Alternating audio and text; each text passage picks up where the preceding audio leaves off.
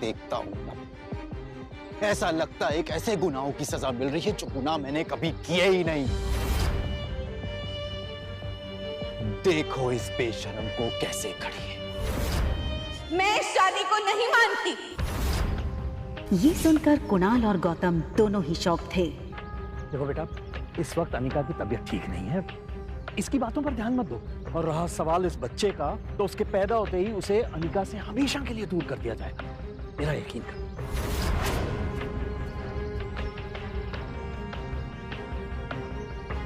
ठीक उसी पल अचानक से अनिका के पेट में जोरों से दर्द शुरू हो गया। दर्द के मारे एक झटके में अपनी पीठ के बल गिरी। अनिका, मम्मा मम्मा मम्मा, प्लेन लैंड होने वाला है। देखते ही देखते आज 6 साल बीत चुके थे और सामने थी उसकी 6 साल की बेटी रिया।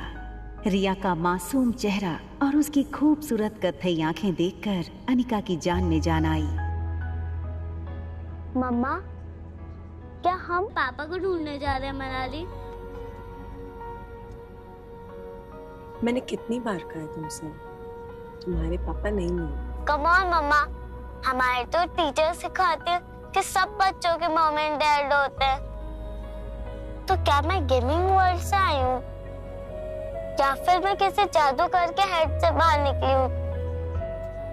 आबरा का डाबरा, रिया बाहर आ जा। तो मनाली में मेरा भाई मिलेगा क्या? रिया का ये सवाल सुनकर अनिका गहरी सोच में डूब गई थी। उसे याद आ गया कि कैसे 6 साल पहले उसने मनाली के हॉस्पिटल में जुड़वा बच्चों को जन्म दिया था। अनिका के पापा गौतम की कदकाठी के एक आदमी ने उससे उसके दोनों बच्चों को छीनने की कोशिश की थी। कमजोर अनिका ने बड़ी हिम्मत से उस आदमी को रोकने की कोशिश की और उसका सामना कर रिया को तो बचा लिया, मगर अफसोस कि वो अपने बेटे को नहीं बचा पाई और वो आदमी अंधेरे में उसके बेटे को लेकर भाग गया था। और इसी वजह से अनिका की मौसी उसे बचाकर बेंगलुरु ले आई थी, जहां अनिका का इलाज भी हुआ था।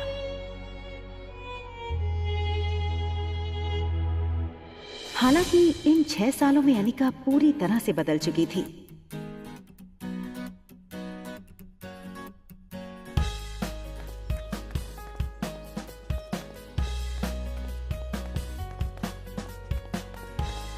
हार्मोनल इम्बैलेंस की वजह से फूला हुआ उसका शरीर अब एकदम ही से नॉर्मल हो चुका था।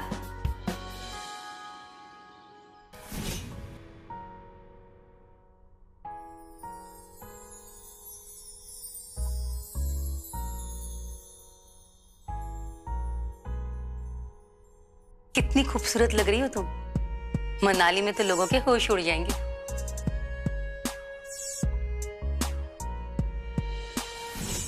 फ्लाइट अटेंडेंट हो या फ्लाइट के अन्य यात्री, सब लोग आते जाते अनिका पे एक नजर जरूर डालते। और डालते भी क्यों नहीं, शिफॉन की साड़ी में अनिका किसी भी फिल्मी एक्ट्रेस से कम नहीं लग रही थी। Excuse me ma'am, is there anything I can bring for you?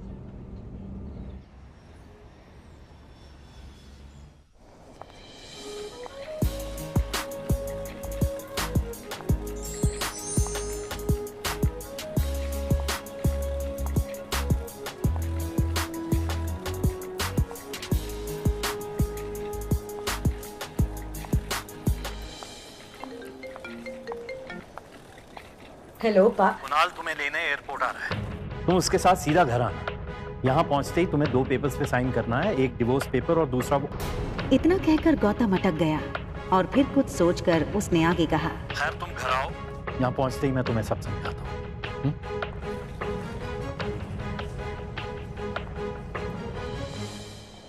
इन 6 सालों में कुणाल भी काफी बदल चुका था। अब वो एक कॉलेज स्टूडेंट नहीं रहा था, बल्कि एक बिजनेसमैन था। आज तक इस दुनिया में किसी भी इंसान को अपने डिवोर्स पे इतनी खुशी नहीं हुई होती जितनी खुशी मुझे हो रही है आज। कैसे भी करके आज अपने डिवोर्स पेपर पे साइन करवा लूंगा। आप फिक्र मत कीजिए सर, आज मैं सुबह सुबह माता के दर्शन करके निकला हूँ और मैंने भगवान से प्रार्थना की है कि आज आपकी हर मनोकामना पूरी। आप चिंता मत कीजिए। आज आपके पेपर साइन हो ही जाएंगे।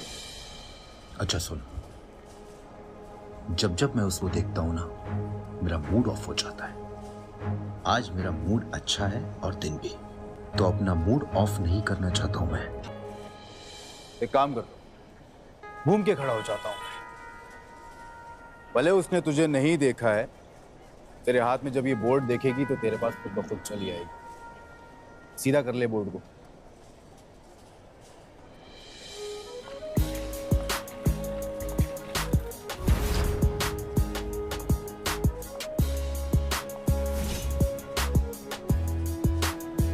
कुणाल ने एयरपोर्ट से बाहर आते हुए एक लड़की को देखा और फिर देखता ही रह गया। कुणाल बिना वक्त गवाए इस लड़की के सामने आकर खड़ा हो गया। अनिका एक पल के लिए सहम गई और उसे लगा कि पहले की तरह कहीं कुणाल उसकी फिर से इंसल्ट ना कर दे, और इसीलिए अनिका सीधे कुणाल को थप्पड़ जड़ देना चाहती थी, मगर वो अपनी बेटी रिया के सामने कोई तमाशा नहीं करना चाहती थी। Hi miss gorgeous. अब लगता है मनाली में आप पहली बार आई हैं, क्योंकि अगर आप पहले आई होती तो ये पॉसिबल नहीं कि आप मेरी नज़र से अननोटिस होती। टैक्सी। टैक्सी की क्या ज़रूरत है? आप कहिए, जहाँ कहिए वहाँ मैं आपको ड्रॉप कर सकता हूँ अपनी कार से। If you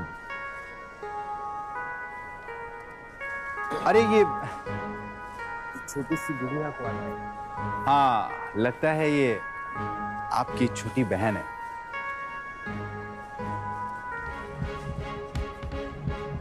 taxi.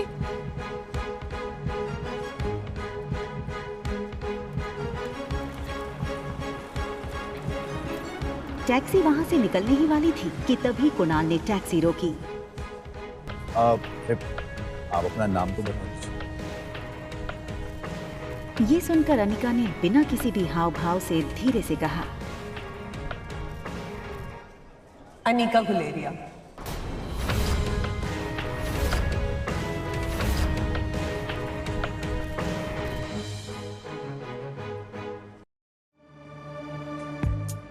आप अनिका गुलेरिया को ही पिक करने आए हो ना?